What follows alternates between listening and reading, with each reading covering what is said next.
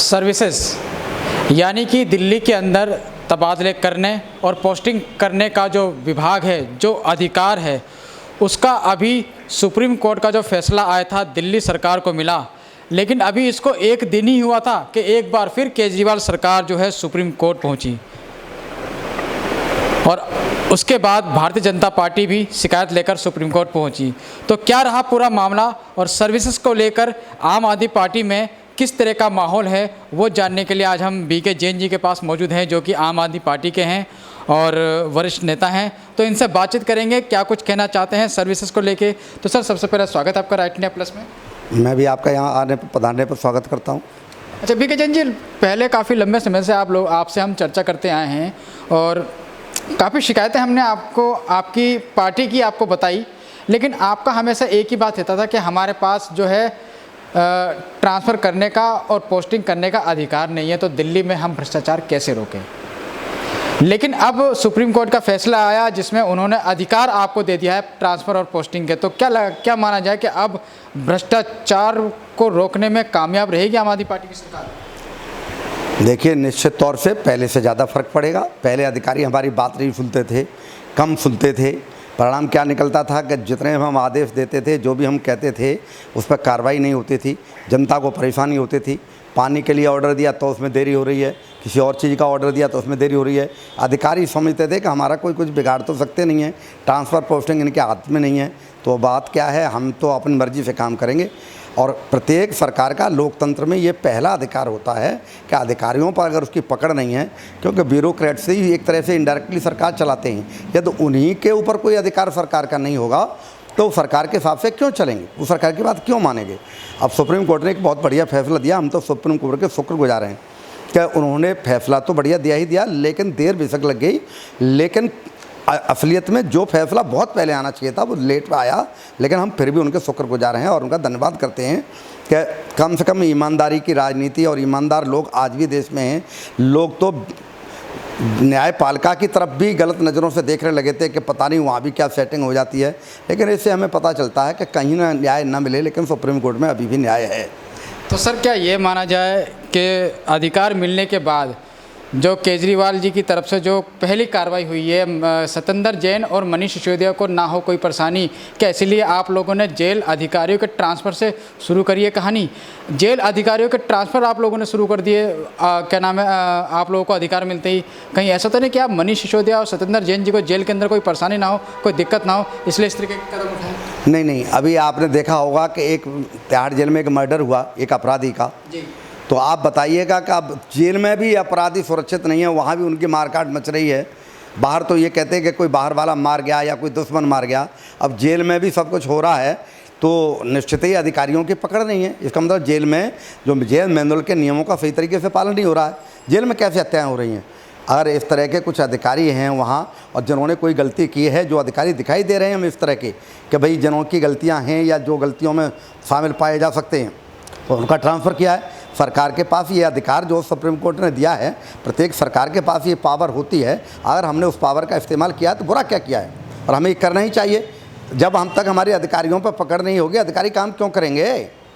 और काम करने के लिए हमने ट्रांसफ़र किया है। अच्छे अधिकारी आएंगे, ईमानदार आएंगे, जो जिन पर हमें शक संदेह के घेरे में हैं वो जाएंगे। सर, डीएम और एसडीएम के ऊपर तो आपके पहले भी अधिकार थे, फिर क्यों भ्रष्टाचार रोकने में अब तक नाकाम रहे आप? देखिए, सच्चाई यह है, अधिकार थे, लेकिन ट्रांसफ़र पोस्टिंग फिर भी उन्हीं के माध्यम से होती थी। वो सब जो है सरकार के प्रति कम जिम्मेदार थे, वो जो है एलजी साहब के प्रति जो है ज़्यादा जिम्मेदार थे, क्योंकि दिल्ली जो है केंद्र शासित प्रदेश रही है, आज भी उसकी सारी काम केंद्र से होते हैं। ये दिल्ली को पूर्ण राज्य का दर्जा नहीं है जो यहाँ पर सारे अधिकार जो है दिल्ली को हों। तो जो है इस वक्त एक बहुत बड़ी प्रॉब्लम आती थी कि जब अधिकारियों पर सरकार का कंट्रोल नहीं है तो किस प्रकार की सरकार है, किस तरह की सरकार है। अब उन्होंने कर दिया कि भाई अधिकारियों के ऊपर, अधिकारियों को ट्रांसफ़र पोस्टिंग का अधिकार दिल्ली सरकार को होगा, और उस अधिकार के तहत हम जो है कार्रवाइयाँ कर रहे हैं, ट्रांसफ़र कर रहे हैं। सर, जैसे कि अभी आपने बताया कि आधिकारिक तौर पर ट्रांसफ़र और पोस्टिंग का अधिकार हमारे पास नहीं था, लेकिन दक्षिण दिल्ली के जो भारतीय जनता पार्टी के सांसद हैं, उनका तो ऐसा आरोप है कि पिछले 8 साल में अरविंद केजरीवाल जी ने एक भी अधिकारियों की फाइल साइन करके उपराज्यपाल के पास नहीं भेजी। आप बुरा मत मानिए, जब पहले से ही हमें ये पता है कि एलजी साहब जो है मेलाफाइड इंटेंशन के साथ काम करते हैं, भारतीय जनता पार्टी के पक्ष की बात करते हैं, केंद्र सरकार के एजेंट के रूप में काम करते हैं, और वैसे भी दिल्ली का एलजी जो है वो केंद्र का ही नुमाइंदा होता है एक तरह से। तो और वो हमारा ये काम नहीं करेंगे, सर्विसेज के मामले में वो दखलंदाजी महसूस नहीं करेंगे, वो कहेंगे कि तो हमारा काम है। इसलिए जो हम उस काम को जिसको हमें पता है कि जिसमें हमारी सुनवाई नहीं होगी उसमें हम एलजी साहब से रिक्वेस्ट ही नहीं करते, या एलजी साहब के ऊपर कोई फाइल भेजना या प्रेशर बनाना या रिक्वेस्ट करना या उनके गिड़गिड़ाना, हम ये काम नहीं करते, हमारी सरकार नहीं करती, क्योंकि हमें पता था कि एलजी साहब मानेंगे ही नहीं वो बात को, तो हम क्यों भेजते।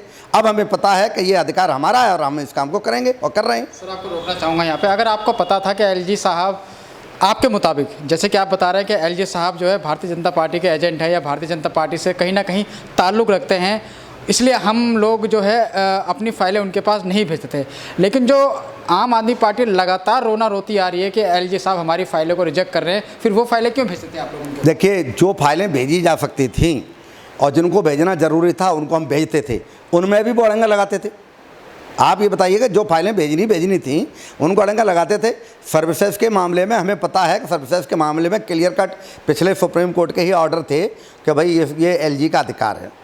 जब एलजी को जब उन्होंने केंद्र ने, गृह मंत्रालय ने उनके पक्ष में जो है कानून पास कर दिया या उनके सिस्टम बना दिया कि भाई दिल्ली का एलजी ही सर्विसेज को देखेगा, तो हमने देखा कि भाई इसमें हमें तो केवल सुप्रीम कोर्ट पर आस थी, सुप्रीम कोर्ट पर उम्मीद थी, हम सुप्रीम कोर्ट गए, सुप्रीम कोर्ट पर हमें पता था कि यहाँ हमें न्याय मिलेगा और सरकार जो को चलाने में हमें तभी सहूलत होगी जब हमको ये अधिकारियों के ट्रांसफ़र पोस्टिंग का अधिकार मिलेगा, और वो हमें अब मिला है।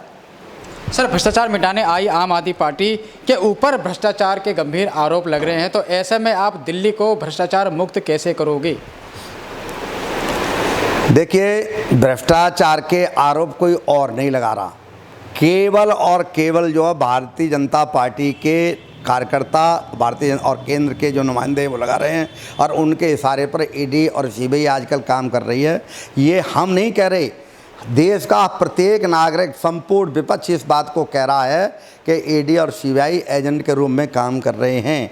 जैसा पहले था वैसा नहीं है, ये स्वतंत्रता पूर्वक काम नहीं कर रहे हैं। सच्चाई तो यह है, स्वतंत्रता पूर्वक काम कैसे करेंगे? जिनको चुन सरकार रही है तो कैसे वो काम करेंगे? होना ये चाहिए कि इनकी जो नियुक्ति में एक इस प्रकार की कमेटी बोर्ड हो जो इनकी नियुक्ति को करे, तो फिर जो है थोड़ी पारदर्शिता बढ़ेगी और थोड़ा सा जो विश्वास भी बढ़ेगा, थोड़ा उनको लिबर्टी भी मिलेगी काम करने की। अब उनको पता है कि आगे हमको क्या करना है, कैसे करना है, क्या ट्रांसफ़र, क्या पोस्टिंग, तो उसी उलझन में सारे अधिकारी उलझे रहते हैं। आप बताइए, अगर आपकी नौकरी हमारे हाथ में हो और हम कहें कि आपको अभी ट्रांसफ़र कर देंगे दूसरी जगह या आपको तंग करने लगेंगे, तो आप हमारे हिसाब से झुकने के लिए तैयार होंगे कि नहीं होंगे? यही ह्यूमन बीइंग है, सब अधिकारी हो, कर्मचारी हो, सबकी यही आदत है, चाहे नेता हो, सब जो है अपने फ़ायदे के लिए या अपनी असुविधा को कोई मोल नहीं लेना चाहता, कोई खतरा मोल नहीं लेना चाहता, कोई टेंशन में नहीं पड़ना चाहता, सब अपने हित की बात सोचते हैं, और इसलिए जो है देश का लोकतंत्र भी कमज़ोर हो रहा है, देश का अच्छा शासन भी नहीं चल पा रहा। सर, आप कह रहे हैं कि भ्रष्टाचार के आरोप भारतीय जनता पार्टी के कार्यकर्ता या भारतीय जनता पार्टी के कुछ लोग लगा रहे हैं, लेकिन भ्रष्टाचार के आरोप में आपके 2 मंत्री अभी तक जेल में हैं, यहाँ तक कि उनको जमानत भी नहीं मिल पा रही, तो नहीं लगता आपको कहीं ना कहीं भ्रष्टाचार में लिप्त आम आदमी पार्टी नज़र आ रही है? देखिए, अदालत ने जिनको अभी अभी जमानत दी है उन्होंने साफ कहा है कि आप बार बार आरोप लगा रहे हैं कि 100 करोड़ का घपला है, 100 करोड़ का घपला है, और वो घपला उनको दिख नहीं रहा। वो कह रहे हैं कि कोर्ट कह रही है कि हमारे पास सबूत लाइए, वो पैसा कहाँ गया, कहाँ है वो पैसा, अब वो बता नहीं पा रहे। फिर कहते हैं कि वो 19 लाख रुपए गोवा में खर्च हुए। भाई 19 लाख रुपए में ही सारा इलेक्शन हो गया, तो इसका मतलब है हमसे बढ़िया काम है, हमारे कार्यकर्ता तो 1-1 लाख रुपए में या 50-50 हज़ार रुपये में ही सब चुनाव लड़ लिए। आप बताइएगा कि सबूत उनके पास नहीं है। ईडी और सीबीआई जैसी संस्थाएं और जो सबूत नहीं दे पा रही, तो इसका मतलब केस झूठा है। मैं पूछना चाहता हूं, सबूत क्यों नहीं है? मर्डर किसी का हो गया, उसकी डेड बॉडी नहीं मिल रही, मर्डर करना जिस हथियार से किया है उसका हथियार नहीं मिल रहा, तो क्या कोर्ट उसको सजा दे देगी? कोर्ट कहेगी वो लाई, सब चीज़ लाइए, पोस्टमार्टम भी कराएगी। इसी तरीके से आर्थिक अपराधों में, भ्रष्टाचार के अपराधों में ये बात सबूत लाने पड़ेंगे कि सबूत मिल जाएंगे तो हम भी मान जाएंगे हमारा किसी आदमी ने गलती की है। और जब तक हमको सबूत नहीं मिलते हैं हम उनको बेदाग मानते हैं और बेदाग मानते रहेंगे। और सच्चाई ये है कि आम आदमी पार्टी का एक एक मंत्री तो छोड़िए, एक छोटा कार्यकर्ता भी ईमानदारी से काम करता है। और ये सारे आरोप तब तक तो गलत हैं ही हैं जब तक अदालत में ये साबित नहीं कर देते हैं, और अगर साबित नहीं कर पाएंगे तो अदालत से भी फटकार पाएंगे और हमारे लोग बहुत जल्द ही छूट करके बाहर आएंगे। तो ये थे बीके जैन जी, इनसे हमने बात करी दिल्ली के कुछ मामलों को लेके, दिल्ली सरकार के अधिकारों को लेके। तो 2015 में दूसरी बार जब आम आदमी पार्टी दिल्ली की सत्ता में आई थी पूर्ण बहुमत के साथ, तो कहीं ना कहीं अपने अधिकारों की लड़ाई को लेकर सुप्रीम कोर्ट जाना पड़ा और लगातार सुप्रीम कोर्ट का दरवाज़ा खटखटाती रही। अपने अधिकारों की लड़ाई केजरीवाल सरकार लड़ती रही और अब जाके जब उनको उनके अधिकार मिले, फिर दोबारा एक बार आशीष मौर्य को हटाए जाने को लेकर एक बार फिर विवाद छिड़ गया है, जिसको लेके एक बार फिर केजरीवाल सरकार सुप्रीम कोर्ट की रुख कर चुकी है। अब आने वाले समय में कोर्ट का क्या फैसला आएगा वो देखना बहुत अहम होगा। तब तक आप बने रहिए, जुड़े रहिए राइट इंडिया प्लस के साथ। नमस्कार।